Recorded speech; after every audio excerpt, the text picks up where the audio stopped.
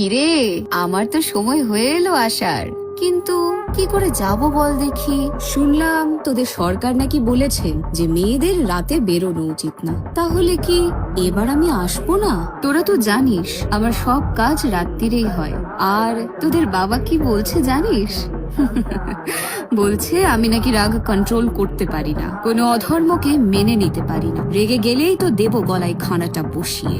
যাই হোক, তোরাও তো জানিস আমার রাগ কেমন, সামলে থাকিস কিন্তু। তোদের দেশে যা অসুরের ছড়াছড়ি হয়েছে, আমাকে তো এবার আসতেই হবে। তাহলে রেডি তো? মুন্ডা হেমা চণ্ডী হেমা কালী